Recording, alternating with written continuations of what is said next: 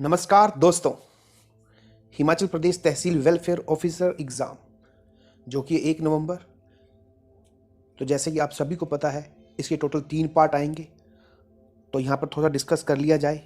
आप देख सकते हैं यहाँ पर आपकी मोबाइल स्क्रीन पर कि जो जनरल स्टडीज़ का पार्ट है जिसमें आपकी हिस्ट्री आएगी, इंडियन कल्चर आएगा, इंडियन पॉलिटी आएगी, इंडियन इकोनॉमी आएगी और हिस्ट्री में भी 1857 के बाद वाला पार्ट आएगा। वहीं से आपके 50 क्वेश्चन आ रहे हैं। इट्स मीन ये सबसे इंपॉर्टेंट पार्ट होगा आपका, क्योंकि 50% पेपर यहीं से आने वाला है। और 30 जो क्वेश्चन होंगे वो आपके आएंगे हिस्ट्री, ज्योग्राफी और सोशल इकोनॉमिक डेवलपमेंट से। फिर उसके बाद सिर्फ HPG केस में 20 मार्क्स की आने वाली है। तो अब हम चलते हैं सबसे इंपॉर्टेंट पार्ट जो है आपका जनरल स्टडी का पार्ट। जी हाँ, तो ये बहुत ही इंपॉर्टेंट पार्ट होगा आपका और इसमें हम इंडियन पॉलिटी, ज्योग्राफी, इकोनॉमिक और साइंस की बात की जाए तो उसमें भी हम बायो का पार्ट कवर कर रहे हैं। तो मुझे उम्मीद है, क्योंकि जो प्रीवियस ईयर में सबसे इंपॉर्टेंट क्वेश्चन है वो हम लेकर आए हैं, चाहे वो नायब तहसीलदार में आए हों आपके, या फिर एलाइड में आए हों, या HAS में आए हों, तो इन सब एग्ज़ामों में आए हुए क्वेश्चंस हैं। तो मुझे उम्मीद है आपको बहुत अच्छे क्वेश्चन लगेंगे और मेन बात आपको इससे ये भी पता चलेगा कि आपकी प्रिपरेशन का लेवल कैसा चल रहा है। तो मेरा नाम है संदीप और आप देख रहे हैं स्टडी दर्पण। फिर यहां पर बात की जाए तो आप इस एग्जाम में क्या स्ट्रेटजी करें, क्या इसका पैटर्न होगा, कहां से क्वेश्चन पूछे जाने की पूरी संभावना है, पॉसिबिलिटी क्या क्या है। तो आप इसके लिए स्टडी दर्पण का जो वीडियो है तहसील वेलफेयर ऑफिसर एग्जाम का, आप इसमें देख सकते हैं। आपको लिंक मिल जाएगा, लास्ट में भी मिल जाएगा, आपको इस वीडियो खत्म होने के बाद लिंक मिल जाएगा, तो आप देख सकते हैं। अब हम चलते हैं हमारे आज के फर्स्ट क्वेश्चन की ओर। तो आज का हमारा जो फर्स्ट क्वेश्चन है वो हम लेके चल रहे हैं आपको इंडियन पॉलिटी में। जी हाँ, जो फर्स्ट क्वेश्चन है वो है पंचायती राज के कामकाज की समीक्षा के लिए 1977 में नियुक्त समिति की अध्यक्षता किसने की थी। तो आपके यहाँ ऑप्शन है बलवंत राय मेहता समिति, अशोक मेहता समिति, KN काटजू या जगजीवन राम। तो जी हाँ, जो इसका आंसर है वो है आपका, बिल्कुल आपके पास टाइम है 15 सेकंड का, आप सोच लिया कीजिए और फिर आंसर लगाया कीजिए। तो इसका जो आंसर आएगा वो है आपका ऑप्शन B यानी कि 2, अशोक मेहता। इन्होंने इस समिति की अध्यक्षता की थी। चलते हैं हम अपने सेकंड क्वेश्चन की ओर। Panchayati Raj system is based on the principle of. देखिए आपके सिलेबस में स्पेशली मेंशन है पंचायती राज व्यवस्था, तो उससे रिलेटेड हम बहुत ही इंपॉर्टेंट क्वेश्चन लेके आए हैं। तो आप देख सकते हैं, तो जो पंचायती राज सिस्टम है वो किस प्रिंसिपल पर बेस्ड है, वो किस सिद्धांत पर बेस्ड है। जी हाँ, centralisation, decentralisation, both of these या नन ऑफ दीज। देखिए यहां पर बात की जाए तो केंद्रीयकृत या विकेंद्रीयकृत, या दोनों, या इनमें से कोई नहीं। तो जो हो, जी हाँ, इसका आंसर आएगा ऑप्शन 2, विकेंद्रीयकृत, सेंट्रलाइज ना होकर डिसेंट्रलाइज्ड। चलते हैं हम अपने क्वेश्चन नंबर 3 की ओर। Which is an example of direct democracy in India.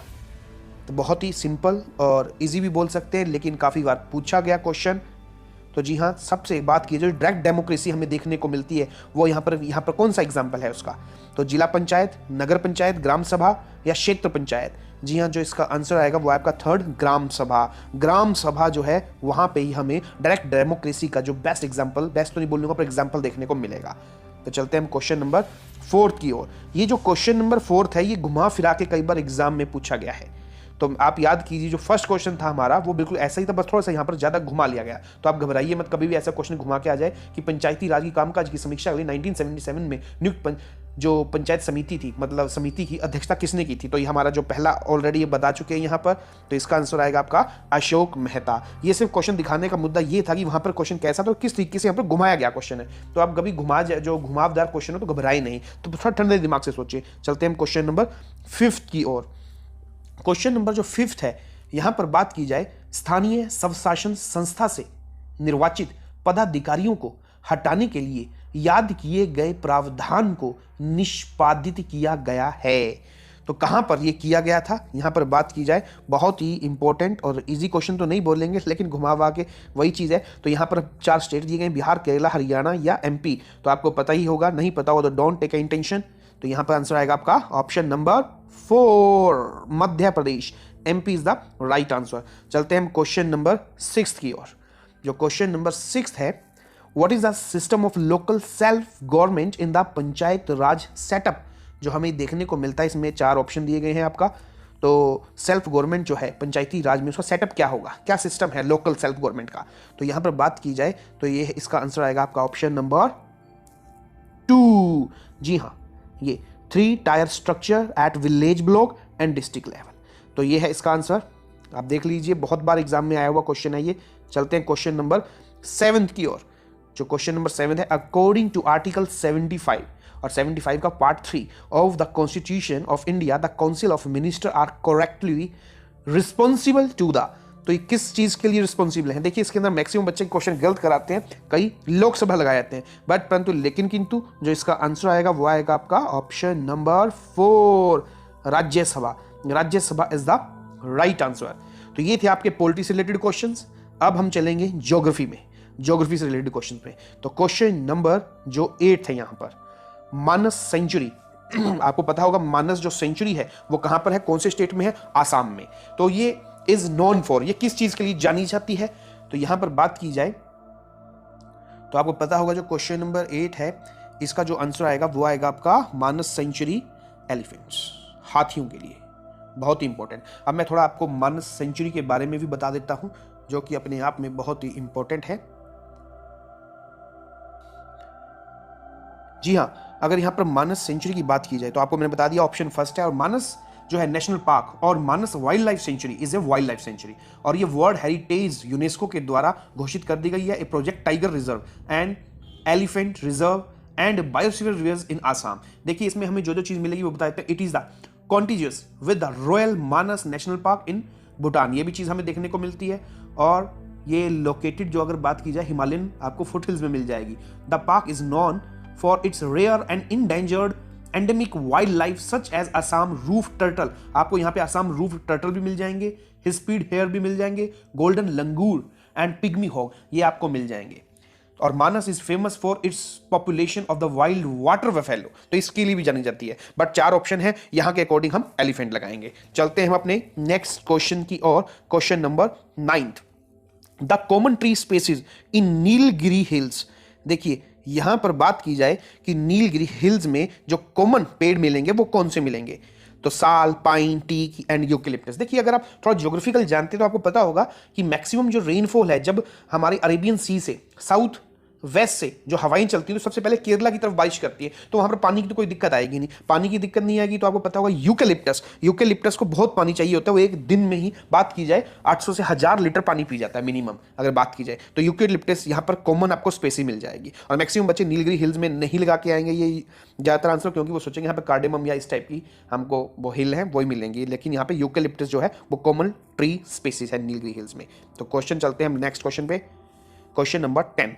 देखिए क्वेश्चन नंबर 10 भी अपने आप में इंपॉर्टेंट है, पहले मैं क्वेश्चन को आपको डिस्कस कर देता हूं। एक क्षेत्र अपने प्राकृतिक परिवेश में वन्य जीवों के लिए कानूनी रूप से परिणाम है, किसका परिणाम है? An area legally reserved for wildlife in its natural surrounding is. तो क्वेश्चन नंबर अगर यहां पर बात की जाए तो biosphere reserve, sanctuary, social forest और नेशनल पार्क। तो जी हाँ, इसका जो आंसर आएगा वो आएगा आपका सेंचुरी। तो आपको पता होना चाहिए, you know very well what is the difference between biosphere reserve और सेंचुरी या वाइल्ड लाइफ सेंचुरी अगर मैं बात की जाए तो आप थोड़ा ध्यान रखिएगा। चलते हैं हम क्वेश्चन नंबर 11 पे। In which state is the Kanger Ghati national park? देखिए कांगेर घाटी नेशनल पार्क की बात की जाए, ये थोड़ा फैक्चुअल क्वेश्चन है और आपको पता है ज्यादातर फैक्चुअल क्वेश्चन आते हैं, ऐसा क्वेश्चन आया हुआ है ऑलरेडी। तो इसका जो आंसर आएगा ये आपका आएगा, 4 ऑप्शन है, हिमाचल प्रदेश, बिहार, उत्तर प्रदेश एंड छत्तीसगढ़। मैक्सिमम बच्चे जो नहीं जानते हो हिमाचल भी लगा सकते हैं क्योंकि हिमाचल पेपर एग्जाम में आते हैं क्वेश्चन, बट परंतु लेकिन किंतु इसका जो आंसर आएगा वो आएगा आपका option number 4, Chhattisgarh is the right answer. चलते हैं हम अपने नेक्स्ट क्वेश्चन की ओर। When was the first national forest policy issued by government of India? तो ये कब की गई थी, बहुत ही इंपॉर्टेंट। तो इसका आंसर आएगा, आप देख सकते हैं 4 पे 1952, 1940, 1942 या 1999। तो इसका जो आंसर आएगा 1952। जी हाँ, ये फर्स्ट पॉलिसी बनी थी हमारी, फर्स्ट नेशनल फॉरेस्ट पॉलिसी। चलते हैं हम क्वेश्चन नंबर 13 की ओर। Which of the following is the largest biosphere reserve of India? जी हाँ, इसमें भी मैक्सिमम बच्चे कंफ्यूज होते हैं, पता नहीं अब आप कंफ्यूज होंगे नहीं होंगे। अगर आप नहीं पढ़ रखा है तो don't take any tension, but आपको मैं बता देता हूँ कि इनमें से जो बायोस्फीयर रिजर्व है वो कौन सा बड़ा है, नीलगिरी, नंदा देवी, सुंदरवंश और गल्फ ऑफ मन्नार। मैं आपको बताया हूँ मैक्सिमम बच्चे जो लगाने की सोचेंगे वो लगाने सोचेंगे ऑप्शन नंबर 3, बट परंतु लेकिन किंतु this is the wrong answer. तो इसका जो आंसर आएगा वो आएगा आपका gulf of Mannar, this is the right answer. तो ये है। चलते हैं हम क्वेश्चन नंबर 14 पर। To which group does the black cotton soil of India belong? जी हाँ, बहुत ही इंपॉर्टेंट क्वेश्चन। तो इसका जो आंसर आएगा आपका वो आएगा आपका, देख सकते हो, आपने सोच लिया होगा, chernozem. Third is the right answer. जो ब्लैक कॉटन सॉइल है वो इस ग्रुप से बिलोंग करती है। अगर मैं यहां पर बात करूं, हिंदी में भी बताता हूं मैं, भारत की काली कपास जो मिट्टी है वो किस ग्रुप से संबंधित है? तो चरनोजिम इसका आंसर आएगा। चलते हैं हम क्वेश्चन नंबर 15 की ओर। ये भी बहुत ही important question. Who coined the term Hindu rate of growth for Indian economy? भारतीय अर्थव्यवस्था के विकास की हिंदू जो दर है शब्द, ये किसने गढ़ा या किसने प्रतिपादित किया? तो यहां पर जो क्वेश्चन है ये इकोनॉमी के क्वेश्चन स्टार्ट हो चुके हैं। इसका जो आंसर आएगा वो आएगा आपका ऑप्शन 3, राजकृष्णा। तो इन्होंने ही ये Hindu rate of growth in Indian economy में ये गढ़ा इस वर्ड को। चलते हैं हम क्वेश्चन नंबर 16 की ओर। In the production of cotton textiles India ranks. जी हाँ, यहां पर बात की जाए तो कॉटन टेक्सटाइल की इंडिया में जो प्रोडक्शन के मामले में इसकी रैंक क्या है वर्ल्ड वाइड की अगर बात की जाए, तो इसका जो आंसर आएगा आपका वर्ल्ड में 4th नंबर पे, 3rd नंबर पे, 2nd नंबर पे या 1st नंबर पे? तो इसका आंसर आएगा आपका 3rd, 2nd in the world में हम 2nd नंबर पे हैं इसके प्रोडक्शन की बात की जाए कॉटन टेक्सटाइल्स की। क्वेश्चन नंबर 17 पे चलते हैं। ये जो आपके क्वेश्चन आ रहे हैं ये इकोनॉमी के क्वेश्चन हैं, तो इसमें सारे टाइप के मैं लेके आया ताकि आपका मैक्सिमम कवर हो सके और आपको ये पता चल सके कि what is your level in the general study for the TWO exam. तो क्वेश्चन नंबर 17 पे चलते हैं। The most important source of revenue for the state in India is. देखिए सबसे इंपॉर्टेंट सोर्स क्या है रेवेन्यू का भारत देश के अंदर? Corporation tax, income tax, excise tax या सेल्स टैक्स? देखिए जो इसका आंसर आएगा आपको पता ही होगा, नहीं पता तो मैं बता देता हूं। इसका आंसर आएगा आपका ऑप्शन नंबर 4, सेल्स टैक्स। ये सबसे इंपॉर्टेंट रेवेन्यू का सोर्स होता है भारत देश के किसी भी स्टेट की बात की जाए तो option 4 is the right answer. चलते हैं हम क्वेश्चन नंबर 18 पे। The first state owned company from India to be listed on the New York stock exchange is. देखिए फर्स्ट कंपनी वो कौन सी है जो न्यूयॉर्क एक्सचेंज के अंदर, न्यूयॉर्क स्टॉक एक्सचेंज के अंदर लिस्टेड हुई भारत की तरफ से पहली अगर बात की जाए? तो इसके जो 4 ऑप्शन है शायद आपने पढ़ रखा हो।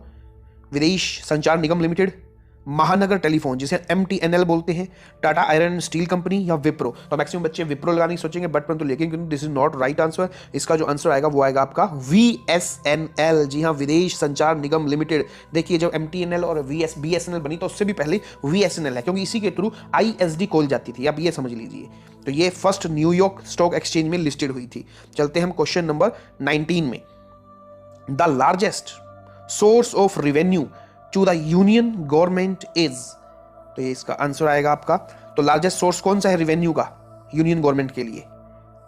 Income tax, central excise duty, custom duty या वेल्थ टैक्स? देखिएगा यहां पर बात की जाए तो आप सोच लीजिए इसका आंसर आएगा सेंट्रल एक्साइज ड्यूटी, जिसमें हम काम करते ही समझ लीजिए। तो सेंट्रल एक्साइज ड्यूटी ये सबसे इंपॉर्टेंट है रेवेन्यू के लिए, लार्जेस्ट सोर्स है ये रेवेन्यू का। तो आप देख सकते हैं option 2 is the right answer. चलते हैं हम क्वेश्चन नंबर 20 की ओर।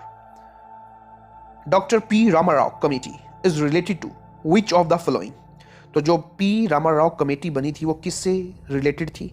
टैक्सेस के, डिफेंस के, इंडस्ट्री के या एग्रीकल्चर के? तो इसका जो आंसर आएगा वो आएगा आपका डिफेंस। जी हाँ, 2 इज द राइट आंसर। चलते हैं हम अपने 21st क्वेश्चन की ओर। Which of the following is effective against tuberculosis? देखिए अब आप साइंस के क्वेश्चन स्टार्ट हो चुके हैं यहां पर और साइंस में भी स्टार्ट हुए हैं आपके बायो के। तो which of the following is the effective against tuber? TB के खिलाफ की बात कीजिए कौन सा इफेक्टिव है? पेंसिलिन, ये पता होगा, पेंसिलिन शुगर के लिए हो सकता है। और सेकंड नंबर पे है क्लोरमाइसिन, टेरामाइसिन या स्ट्रेप्टोमाइसिन। तो इसका जो आंसर आएगा वो आएगा आपका 4, स्ट्रेप्टोमाइसिन। ये बहुत ही इफेक्टिव है टीबी के लिए, ट्यूबरक्लोसिस के लिए। चलते हैं हम अपने क्वेश्चन नंबर 22 की ओर। Which one of the following is the non-poisonous snake? देखिए आप ऐसा क्वेश्चन, ये फैक्चुअल है बट ये बहुत इंपॉर्टेंट इसलिए क्योंकि एग्जामों में पूछे गए हैं। हिमाचल के एग्जाम के अंदर ये 2012 के नायब तहसीलदार के अंदर पूछा गया क्वेश्चन है। तो इनमें से कौन सा जो स्नेक है वो नॉन पॉइजनस है, मतलब जिसमें कि जहर ना हो। तो इसका जो आंसर आएगा आप देख सकते हो यहाँ पे 4 ऑप्शन है। कोबरा, आपको पता ही कोबरा खतरनाक जहरीला होता है। ड्राइओफिसिस, क्लेप्स या पाइथन। तो इसमें आपने पता नहीं डिस्कवरी चैनल देखा है कि नहीं देखा, देखा होगा तो आप तुरंत आंसर लगा देंगे। ज़्यादातर आपको जो स्नेक्स मिलेंगे किसके पास, ये जो अगर मैं बात करता हूँ यहाँ पर जो स्नेक वाले बंदे होते हैं जो बीन बून बजाते होते हैं उनके पास पाइथन मिलेंगे। ये नॉन पॉइजन स्नेक है Python. 4 is the right answer. चलते हैं हम अपने क्वेश्चन नंबर 23 की ओर। जो क्वेश्चन नंबर 23 है, which one of the following can be synthesized by liver, vitamin A, E, D और के। इसका जो आंसर आएगा विटामिन के, ये। और विटामिन के बहुत ही इंपॉर्टेंट है, आपको पता ही होगा। ये लीवर अगर मैं बात की जाए तो वहीं पर आपको ये वो बना लेता है। अगर मैं बात करूं यहाँ पर क्वेश्चन नंबर 24, डायनासोर। जो डायनासोर की बात की जाए, dinosaur were mammals that became extinct, large herbivorous creatures which gave rise to hippopotamus species. कि हिप्पोपोटामस स्पीसीज से अगर बात की जाए वहीं से राइज हुआ। एग लेइंग मैमल्स हैं या रेप्टाइल्स दैट बिकेम एक्सटिंक्ट। तो मैक्सिमम आप अलग अलग देख सकते हैं, बट परंतु लेकिन किंतु अगर इसकी यहाँ पर बात की जाए तो इसका आंसर जो आएगा वो आएगा आपका ऑप्शन नंबर 4। ये रेप्टाइल्स की श्रेणी में आते हैं। रेप्टाइल होते हैं रेंगने वाले, like at snake, reptile that became extinct, जो कि लुप्त हो गए, विलुप्त हो गए। क्वेश्चन नंबर 25 पे चलते हैं। Maximum harm to a tree is caused by. देखिए अगर मैं बात करूं, आप देख सकते हैं कि जो ट्रीज होते हैं तो आपको कैसे पता चलेगा भैया ये हार्म हो चुका है या खत्म सा हो चुका है। आपको क्या सिम्टम दिखाई देगा कि पता चलेगा भैया पेड़ टोटली खत्म होने जा रहा है या खत्म होने की कगार पर है। तो इसके जो 4 ऑप्शन हैं वो हैं आपके loss of half of its leaves, loss of all leaves, loss of half of its branches या लॉस ऑफ इट्स बार्क। तो इसका जो बिल्कुल राइट आंसर है वो है आपका उसके पत्तों से, loss of all leaves. Option second is the right answer. तो ये पेड़ों से आया हुआ क्वेश्चन है, कंफ्यूज नहीं होना है आपने। तो हम चलते हैं आज के हमारे जो सेकंड लास्ट क्वेश्चन है। Which of the following snakes killed for its beautiful skin has been declared an endangered species? तो भैया उसकी जो स्किन के लिए इसकी ट्रैफिकिंग की जाती है, इसको मार दिया जाता है। तो इसमें कौन सा है? पाइथन, या आपको पता ही होगा, आप कभी नहीं भूलोगे क्योंकि क्वेश्चन आ चुका है, इसमें जहरी नहीं होता। किंग कोबरा, रोशैल, वाइपर या क्रेट। इसमें भी अगर मैं बात करूं डिस्कवरी चैनल आपने देखा हो तो आप बता दोगे, बट परंतु लेकिन किंतु डोंट टेक एनी टेंशन। इसका जो आंसर आएगा वो आएगा आपका option 3, Russell viper is the right answer. अब आपने मुझे बताना है इस टाइप के जो स्नेक हैं ये कहाँ मिलते हैं, रोशैल वाइपर टाइप के। और दूसरा अगर मैं बात पूछूं कि आपको ज्यादातर जो स्नेक टाइप के हैं या रेप्टाइल जो जानवर हैं ये किस क्लाइमेट में मिलेंगे, आपने मुझे कमेंट में जरूर बताना है। चलते हैं हम अपने आज के लास्ट क्वेश्चन की ओर। The colour of the eye depends upon the pigment present in, मतलब आदमी की जो आंख है उस आंख का जो कलर है वो किस चीज पर निर्भर करता है, किस चीज पर डिपेंड करता है। तो आपके आगे ऑप्शन है कार्निया, आइरिस, रॉड्स या कॉन्स। तो इसका जो आंसर आएगा वो आपका आएगा ऑप्शन 2, आइरिस। इस आइरिस की वजह से आदमी एक आंख का जो कलर है वो डिसाइड होता है। तो ये थे हमारे बहुत ही इंपॉर्टेंट क्वेश्चंस। नेक्स्ट वीडियो हम जल्दी लाएंगे, और जिस भी बच्चे ने इसकी स्ट्रेटजी के लिए स्टडी दर्पण का TWO तहसील वेलफेयर ऑफिसर का एग्जाम के लिए जो वीडियो है वो नहीं देखा तो आप जरूर देख लीजिए। और आपको ये वीडियो कैसा लगा तो जरूर कमेंट कीजिए, अच्छा लगे तो लाइक कीजिए और शेयर कीजिए। तो ये है, मिलते हैं हम अपने नेक्स्ट वीडियो में, तब तक के लिए गुड।